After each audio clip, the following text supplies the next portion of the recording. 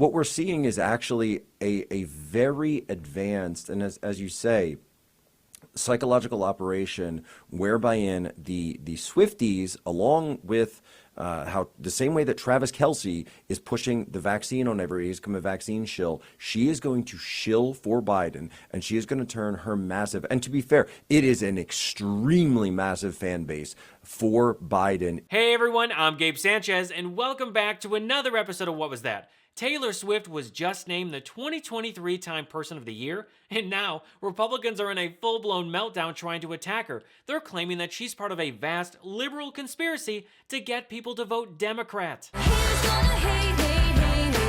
Republicans witnessed firsthand the influence that Taylor Swift had on the 2020 election and are now afraid that it will be bigger and stronger in the 2024 election for President Biden. Because God forbid Taylor Swift uses her platform to engage with her audience to register to vote. Republicans don't have a problem when MAGA musicians tell their fans to vote for Donald Trump, like Bud Light drinker Kid Rock, or jailbait lover Ted Nugent, or even that creature they call Travis Tritt. Oh, and apparently, if you jokingly tweet, "What is a Travis Tritt?" he'll block you. It's almost like there's something different about these MAGA musicians and Taylor Swift. Oh right, it's because she's a woman! Republicans are stuck in their misogyny era and their obsessive hatred for Taylor Swift is unmatched. Well actually, a naked Hunter Biden holding a laptop might be a close second. But seriously, the Republican Party is absolutely freaking out over Taylor Swift's political opinions. And who better to give their take on this topic than none other than Pizzagate inventor and white supremacist Jack Posobiec. Hey guys, can we pull up his tweet about Taylor?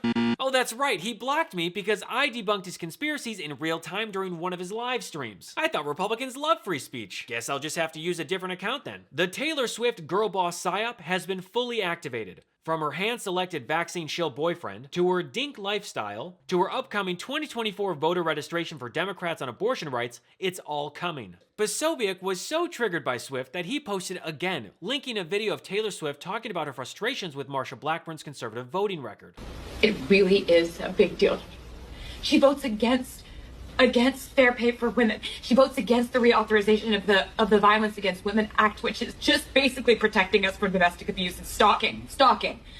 She thinks that if you're a gay couple, or even if you look like a gay couple, you should be allowed to be kicked out of a restaurant. It's really basic human rights, and it's right and wrong at this point, and I can't see another commercial and see her disguising these policies behind the words Tennessee Christian values. Those aren't Tennessee Christian values. I live in Tennessee. I am Christian. That's not what we stand for. I need to do this. I need you to forgive me for doing it, because I'm doing it. Republicans are afraid that Taylor Swift activating a young coalition of voters is going to hurt their chances at Trump becoming president. Aw, too bad and so sad. Wait, the Jeffrey Clark? I was just informed that Jeffrey Clark quote tweeted that tweet, so let's check it out.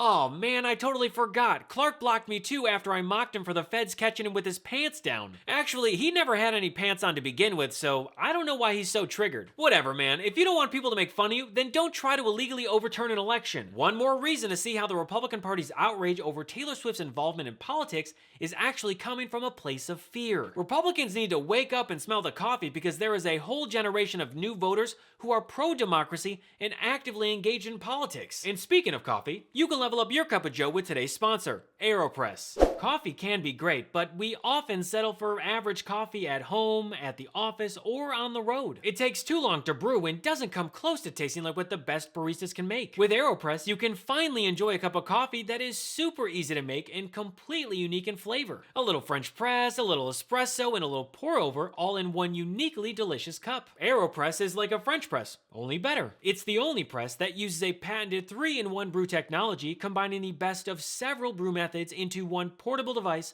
for a completely unique and delicious flavor profile. Smooth, rich, and full-bodied without the bitterness and grit found in other presses. And as a bonus, AeroPress can brew thousands of recipes. AeroPress travels better than others too. It's compact and incredibly durable. That means you'll never have to endure terrible coffee at the hotel, on the job, or on an adventure again. It brews and cleans in less than 2 minutes. Just add medium-fine coffee grounds, pour in hot water, stir for 5 seconds, brew for 30 seconds, then press into your favorite mug and enjoy. There's a reason why AeroPress is the barista's favorite home brewing tool. AeroPress is the best reviewed coffee press on the planet with more than 55,000 5-star reviews. Thoughtful, proven, and under $50. AeroPress is the perfect gift or stocking stuffer for every coffee lover in your life this holiday season. Don't settle for less than the best. They'll love it. AeroPress is shockingly affordable, less than $50, and we've got an incredible offer for our audience. Visit aeropress.com/Gabe. That's AeroPress.com/Gabe